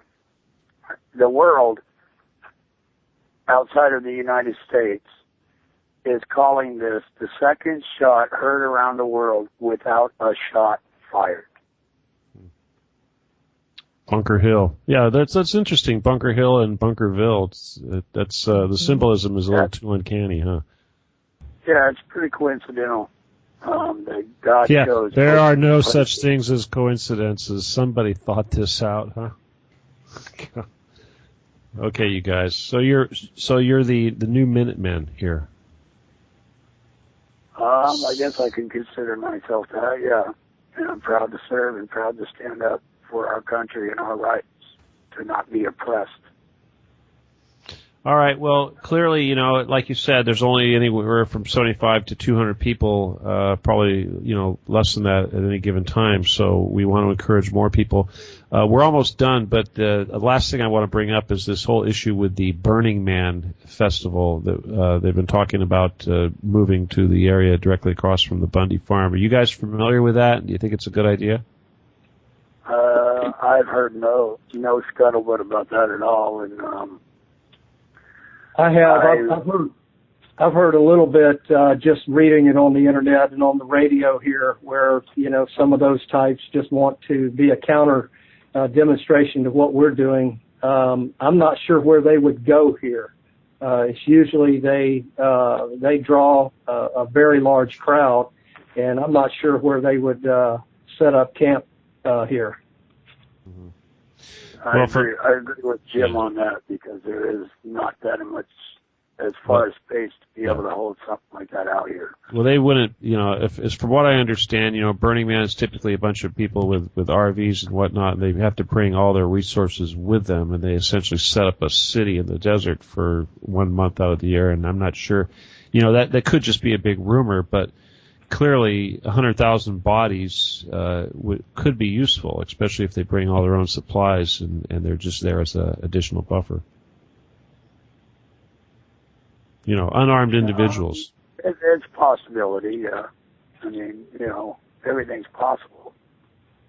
But it could also hurt as well.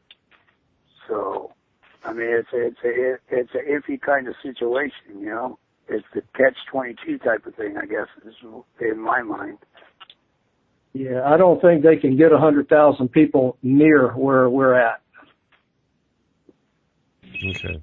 Hey, Steven. All right, you guys, that is it. Where the show is over. I want to thank all of our guests, Jim, Ken, Gunther, certainly Patricia, Sean, thank you, Terry, Just in Time, Wally, thank you very much. Thank you, everybody out there that's listening. Thank you, everybody in the chat room.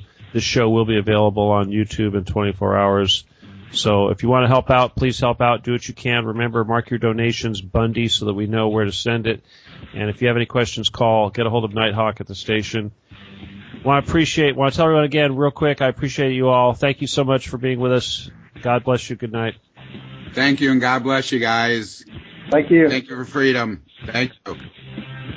Thank you, and stand up for your rights.